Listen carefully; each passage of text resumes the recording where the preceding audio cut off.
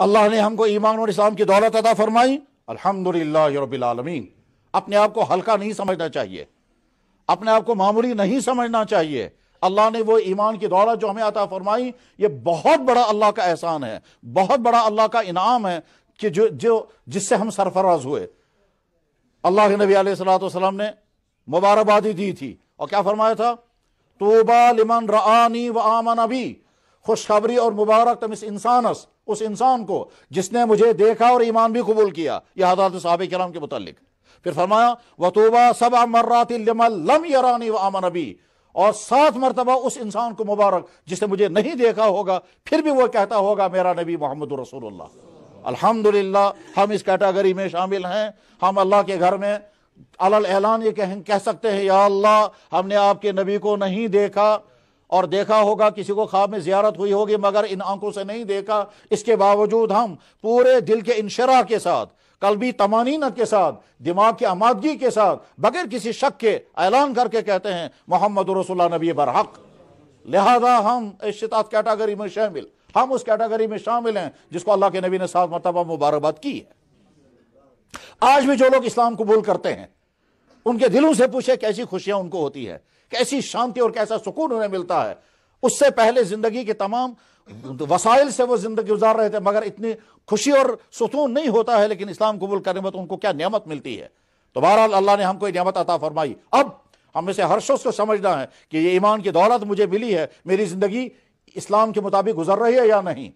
اسلام کے مطابق زندگی گزارنے کے لیے ان تمام اعمال کو سیکھنا ہوگا جن اعمال کے کرنے کا حکم اللہ اور اللہ کے نبی نے دیا، اور ان تمام برے کاموں سے بچنا ہوگا جن برے کاموں کا برا ہونا اللہ اور اللہ کے نبی نے طے کر دیا۔ جتنے کام حرام کر دیے وہ بھی سیکھنے ہوں گے اور اس سے اپنے آپ کو بچانا ہوگا، اور جتنے کام لازم کر دیے ان کو سیکھنا ہوگا، ان کو کرنا ہوگا۔ اگر کوئی آدمی کرنے والے کاموں کو کر رہا ہے اور حرام کاموں سے بچتا نہیں ہے وہ مکمل مسلمان نہیں، اور اگر کوئی حرام کاموں سے تو بچتا ہے مگر جو کام اللہ نے کرنے کو حکم دیا وہ کرنے کو، وہ بھی مکمل مسلمان نہیں۔ اس کی آسان مثال یہ ہے کہ جب انسان بیمار ہو کر ڈاکٹر کے پاس جاتا ہے، ڈاکٹر دوائی کھانے کو کہتا ہے، پرہیز بھی بتاتا ہے۔ پرہیز کرنا بھی ضروری ہے، دوائی کھانا بھی ضروری ہے۔ اسلام نے کون کون سی چیزیں حرام کی ہیں؟ ہر ایمان والے کو یقین رکھنا چاہیے جتنی چیزیں اللہ اللہ کے نبی نے انسانوں کے لیے حرام کی ہے وہ انسانوں کو نقصان پہنچانے والی تھی، چاہے انسان کی ذات کو، چاہے جسم کو، چاہے عقل کو، چاہے خاندان کو، چاہے سوسائٹی کو۔ اس لیے اللہ اور اللہ کے نبی نے ان کو حرام کیا ہے۔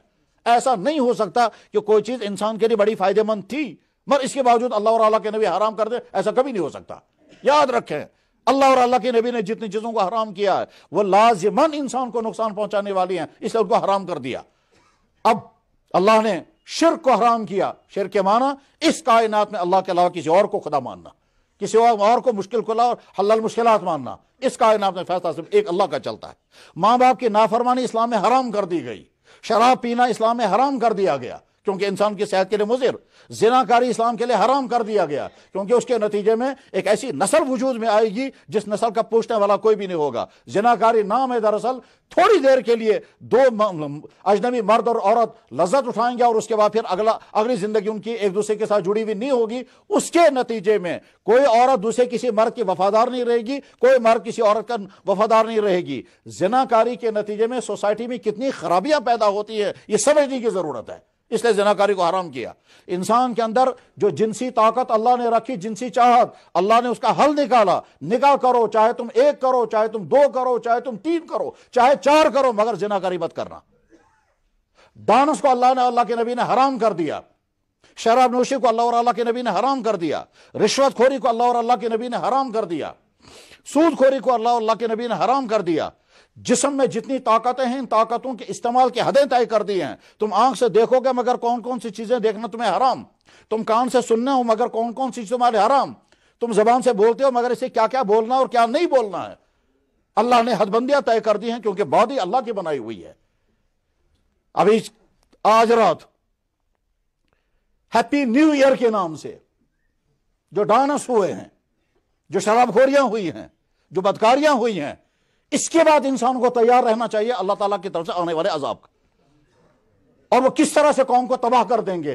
ہاں ہو سکتا ہے کچھ انسانوں کے معافیا مانگنے سے اللہ تعالیٰ ابھی اپنے عذاب کو روکے ہوئے، उन इंसानों को इस जमीन पर रहने का हक क्या है जो इंसान इस खूबसूरत जमीन को नाफरमानियों से भरने को तैयार है, और वो लोग जो इस नाफरमानी को फैला रहे हैं उनसे ज्यादा मुजरिम कौन है इस दुनिया में।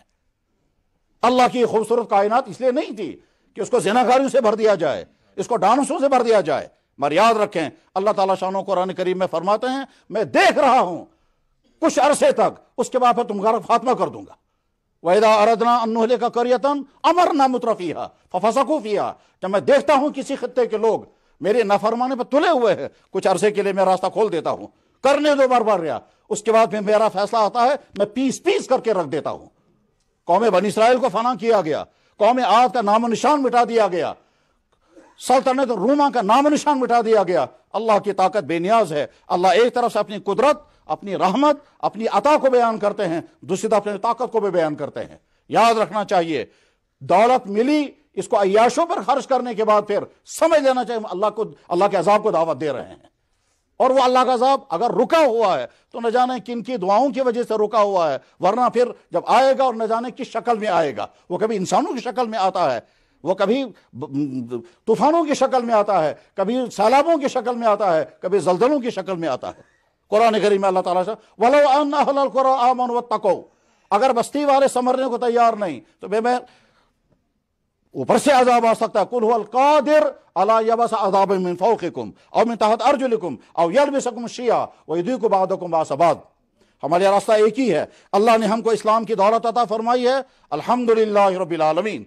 इस ईमान का तकाजा यह है कि हमारी जिंदगी पाकीज़ा जिंदगी हो, अखलाक वाली जिंदगी हो, हया वाली जिंदगी हो, तहजीब वाली जिंदगी हो, महज़ब जिंदगी हो। हमारी जिंदगी से किसी को दुख तकलीफ ना पहुंचे।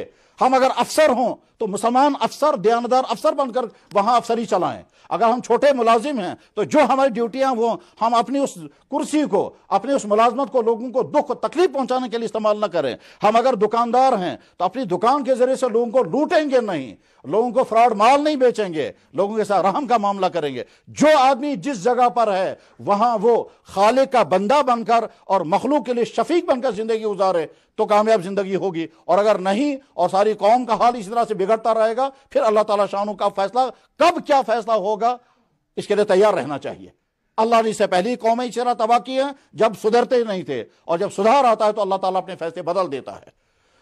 जनाब रसूल अकरम सल्लल्लाहु अलैहि वसल्लम ने जब हज फरमाया था, उस हज फरमाते के बाद उस हज के मौके पर आपने जो खिताब किया था इन तमाम इंसानों को, उन इंसानों में कुछ खिताब तो तमाम इंसानों के लिए था और कुछ खास खिताब सिर्फ ईमान वालों के लिए था। ईमान वालों को खिताब करके आपने फरमाया था, इन्नी फरदतुकुम अलल हौज, मैं तुमसे पहले रुखसत होने वाला हूं और हौज़े कौसर पर तुम्हारा इंतजार करूंगा, वहां तुम मुझसे मुलाकात करोगे। फिर साथ में फरमाया था, व इन्नी मुकासिरुम बिकुमुल उमम, मैं वहां हौज़े कौसर पर खड़े होकर जब देखूंगा मेरी उम्मत आ रही है, मैं फख्र करूंगा दूसरी कौमों पर, देखो मेरी उम्मत के अफराद कैसे हैं।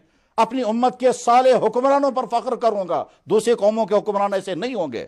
अपनी उम्मत के साले जवानों पर फख्र करूंगा, दूसरी कौमों के जवान ऐसे नहीं होंगे। अपनी उम्मत के पाक दामन बेटियों पर फख्र करूंगा, दूसरी कौमों में ऐसी पाक दामन औरतें नहीं होंगी। अपनी उम्मत के पाकबाज गरीबों में फख्र करूंगा, दूसरी कौमों में ऐसे नहीं। मैं फख्र करूंगा अपनी उम्मत को देखकर। मगर साथ में फरमाया, ऐसा ना हो कि तुम मेरे पास इस हाल में पहुंचो कि तुम्हारी वजह से मेरा चेहरा वसिया हो जाए।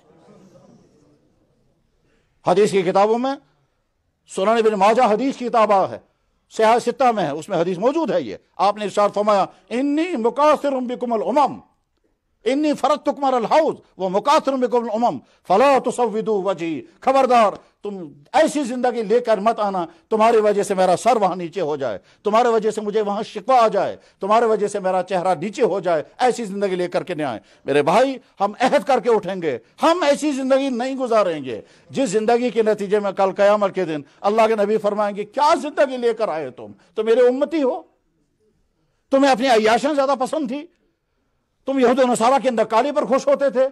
एक तरफ से मेरा हुक्म था, एक तरफ से तुम्हारा फैशन था, तुम फैशन अपनाते हुए खुशी महसूस करते थे। मैं कहता था ये मत करो, वो छोड़ने को तुम तैयार नहीं थे। तुम्हारा डॉक्टर कहता था मत करो, तुम छोड़ने को तैयार हो जाते थे।